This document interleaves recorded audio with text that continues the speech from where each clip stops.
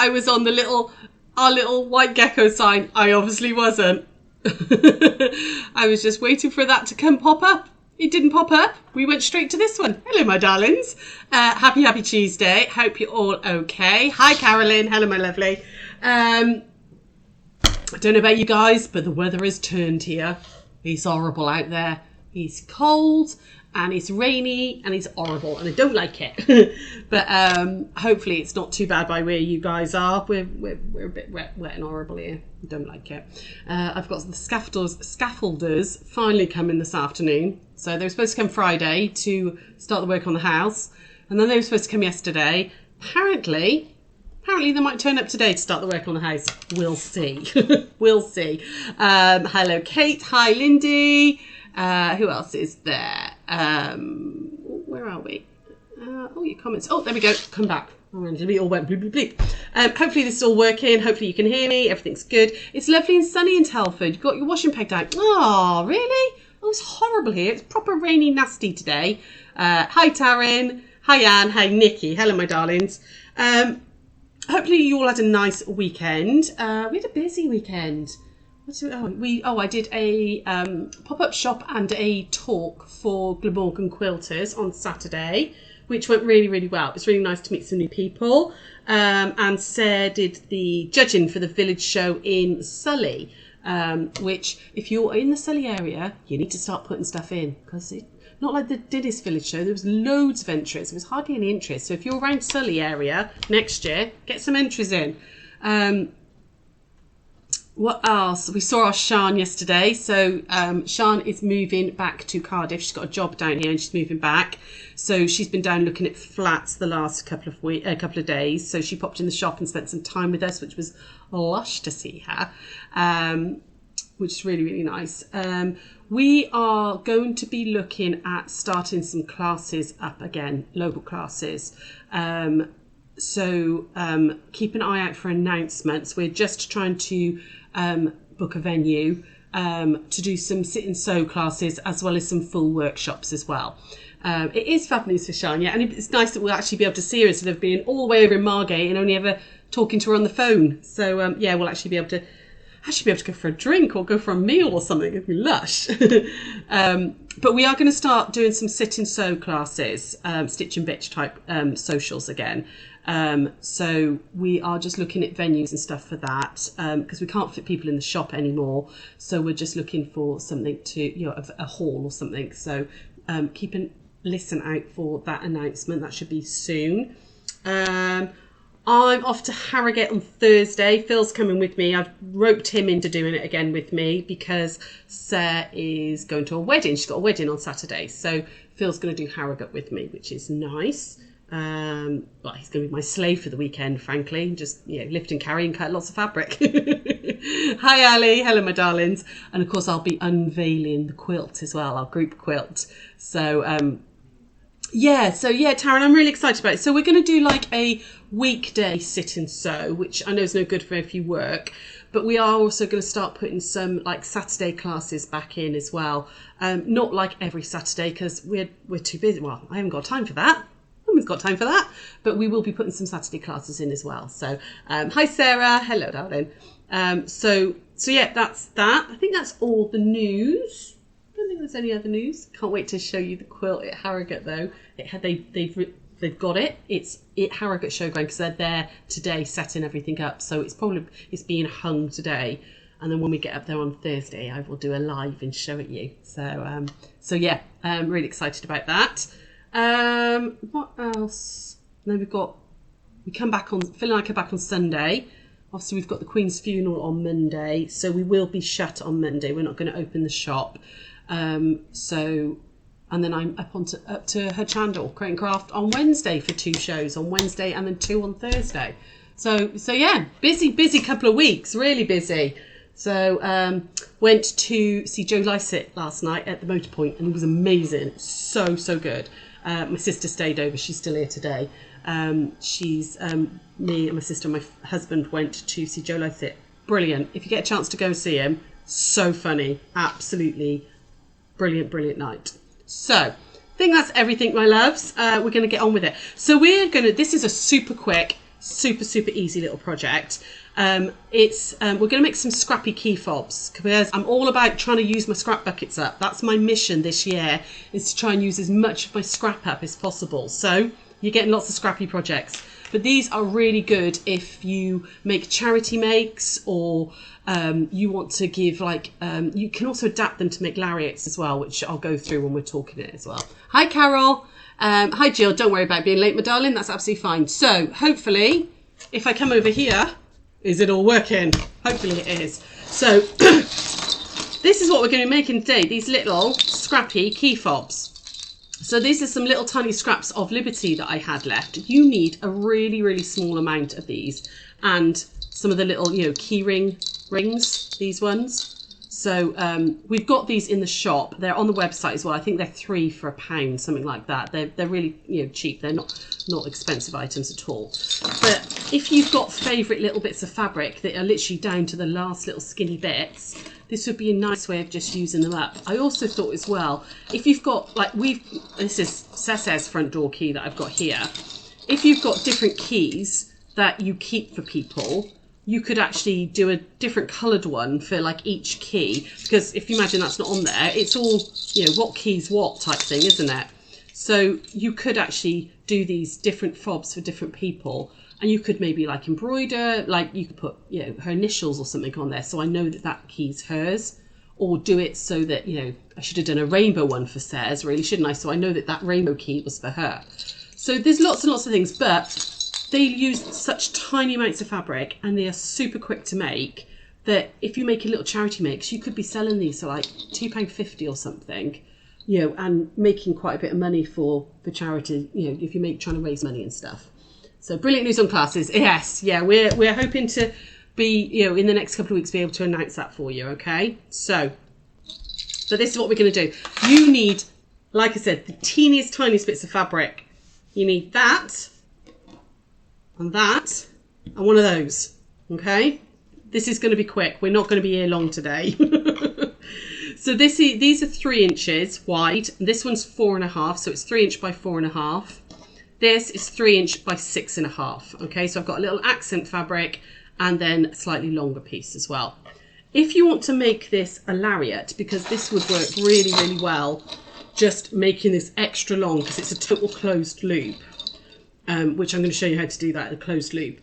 You could make it long and then put your dog walking key on it, or if you've got to, rather than a key fob, you could put one of those little lobster claw swivel clasps on it, which would make, if you've got to do a work badge or something like that, you could use that instead. But this is going to be so fast, it's ridiculous. Okay, so first thing we're going to do is we're literally going to sew this together on one of the short sides.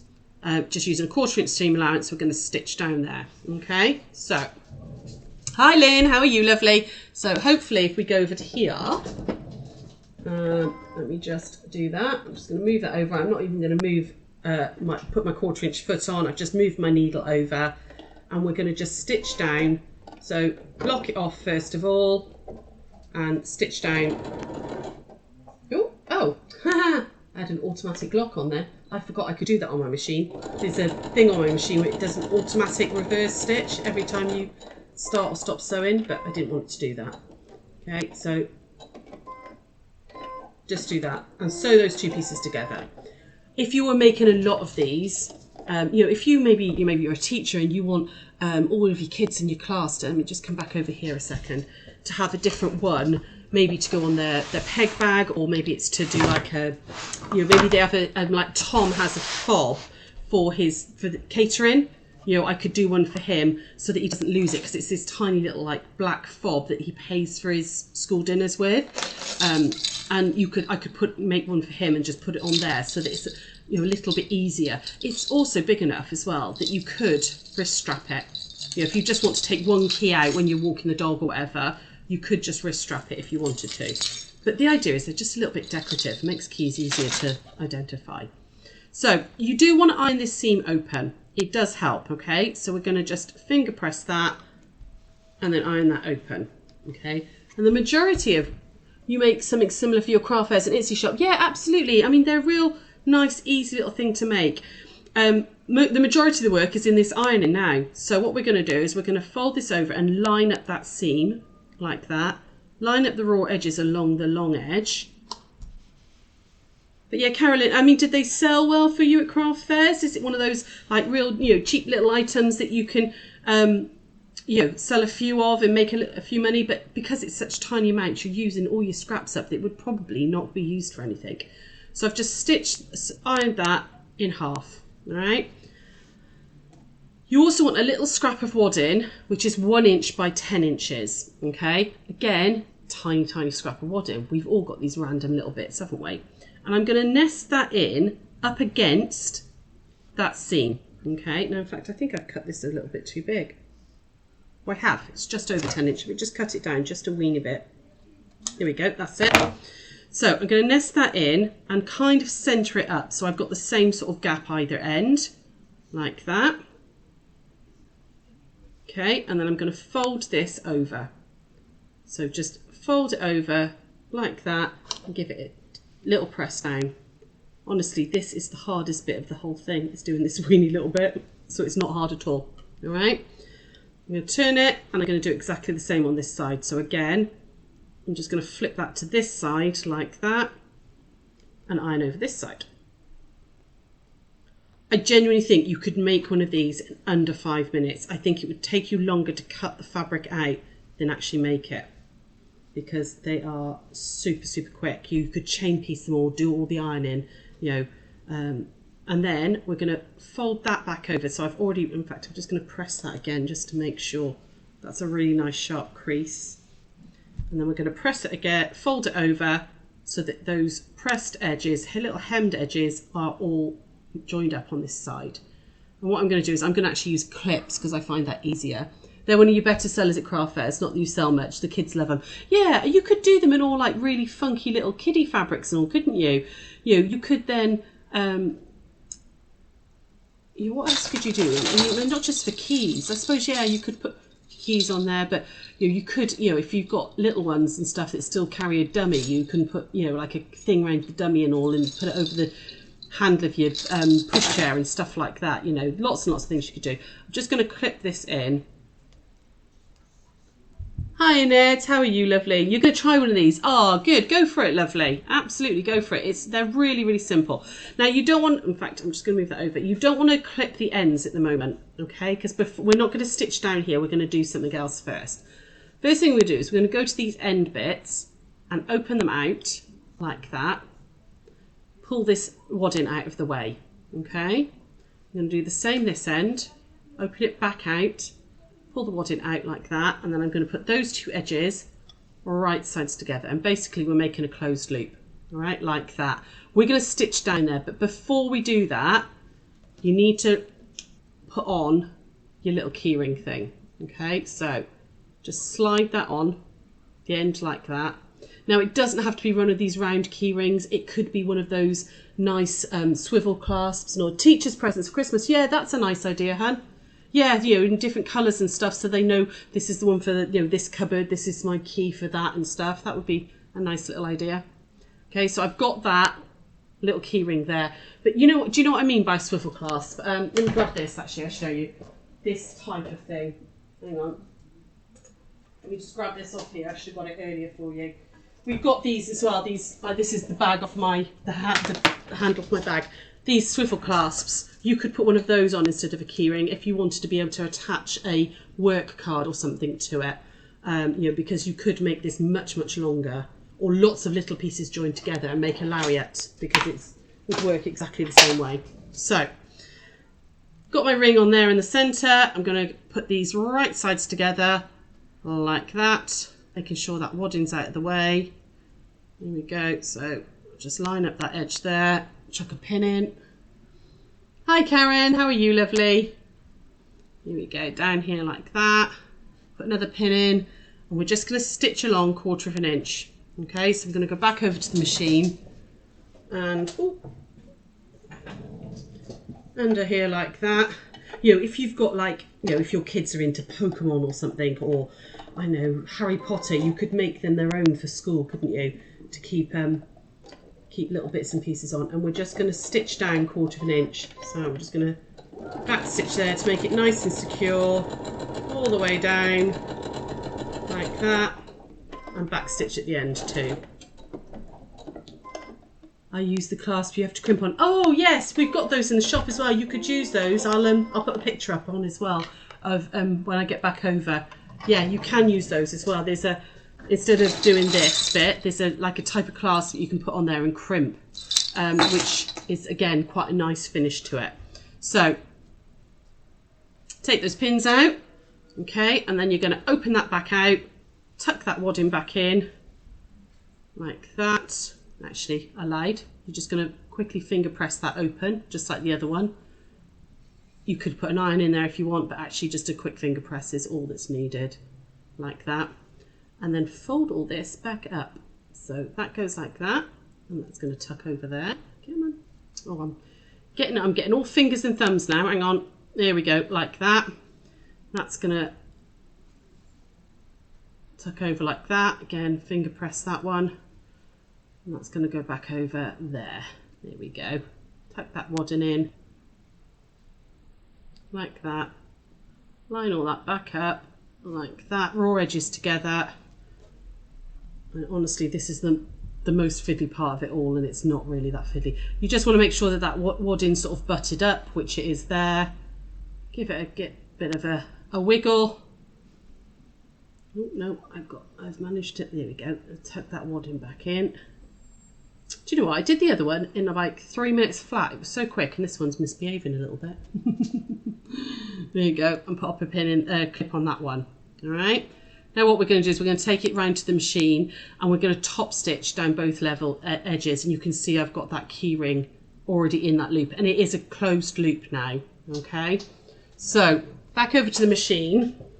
Now it's too small to go over this bit. So if I took that off, it's still too small to go over. So the easiest way to do it is to do it flat on your base like that. So you're actually working here and go round. If you try and do it from the top and get this bit out of the way, it's a pain. So if you start like almost like on the inside of the circle like that, I find that's the easiest way because you can control it a little bit more. So I'm going to back stitch, and I'm doing about 1/16 of an inch away. Only just realised the time. Did Josh get the job? He didn't, I'm afraid. Lovely. He was a bit disappointed because it was his dream job, but they gave him really good feedback and said he interviewed really, really well, that they would keep his CV on file because they were really impressed with him. But because he hasn't got his driving licence yet, they gave it to somebody that could already drive, who wasn't as qualified as he was. So he was really disappointed, and I was disappointed for him as well, because he's really trying hard, love him. But he's got his intensive driving course booked for October, so hopefully that's going to mean that it makes life a bit easier. But the fact that they said that he interviewed brilliantly was good feedback for him, so he's not too despondent, because he was a bit worried it was, you know, maybe he wasn't getting these jobs because he didn't interview very well or wasn't qualified enough. But so yeah, disappointing, bless him. But when we get back to the beginning of the top stitching, just lock it off. But thank you for asking. That's really sweet of you, Jane. There we go, like that. Okay, and then we're going to do exactly the same at the side. So I've top stitched down both sides. So tuck it underneath. Just lock my stitch to start. And then off we go. Okay, all the way around, and all I'm doing is, you can see, just moving that ring and moving the fabric round as I go. All the way down.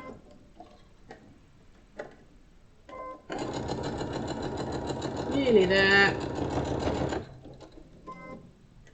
So yeah, if anybody knows of any conservation jobs or like outdoor living type jobs or anything like that, you know, tree surgeons, anything like that, if anybody knows of anything, please do drop me a message, because he's still looking. He's got a job at the pool at the moment, but it's just, you know, like reception work. It's not what he wants to do as a job. So he is looking for other things, but at least he's earning at the moment, which is the main thing. But He wants to start a career, bless him.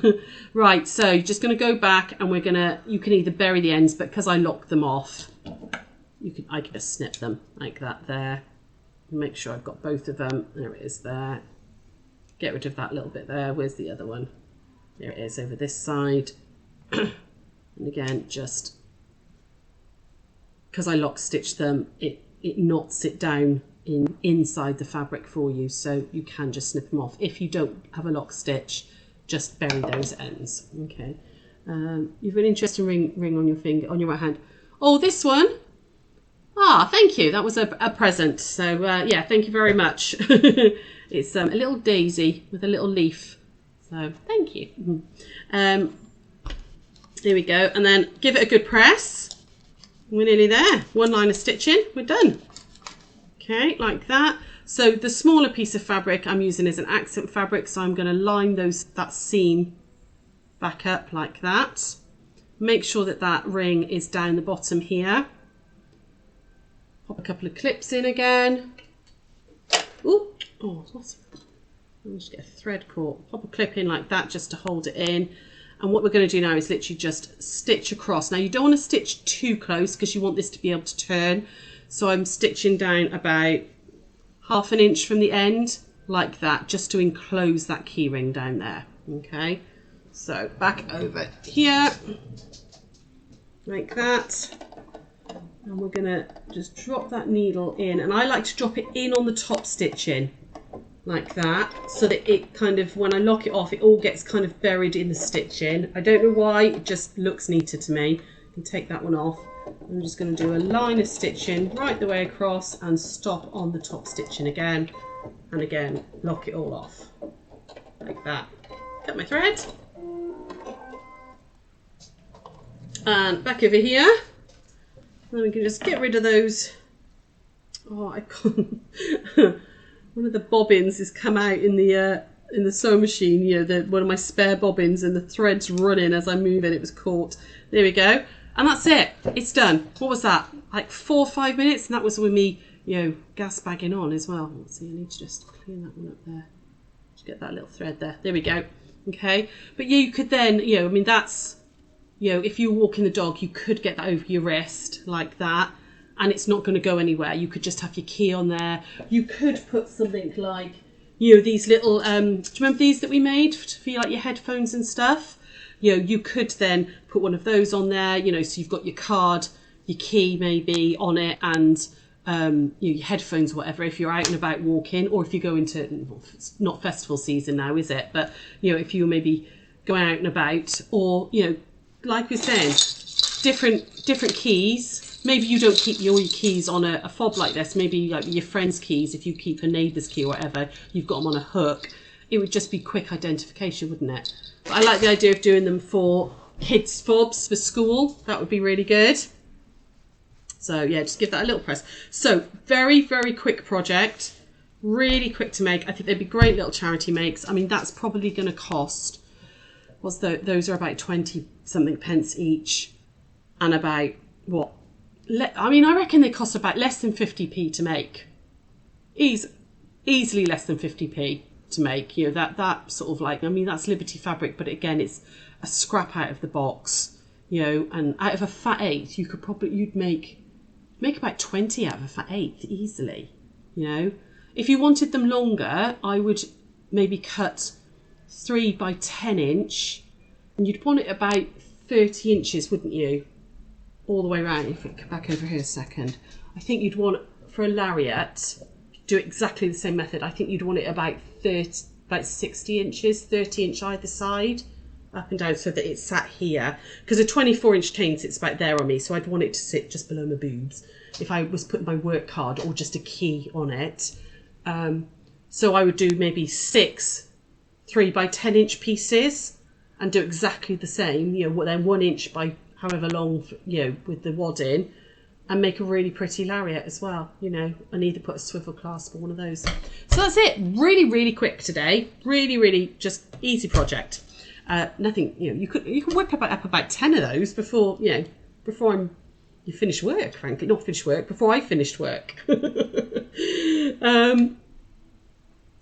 nothing else to tell you. I think I've told you all the news. I'm back tomorrow with Block of the Week. And then I'll be off, like I say, off to Harrogate. And Sarah's here then, and she's going to do the blast off cushion for you then on Thursday. Because I'm not taking my machine. She'll be sat here. So it'll be nice and easy for you because you've got... she's got the machine. So normally when I go to her Chandra, I end up taking my machine. She's got to do a hand sewy thing, hasn't she? But my machine will be staying this time, so she can have it. And yeah, I'll see you tomorrow then, guys. Yeah, nothing else to tell you, my darlings. I will have a lovely afternoon. Thank you, Karen. And see you really soon. Bye. See you tomorrow.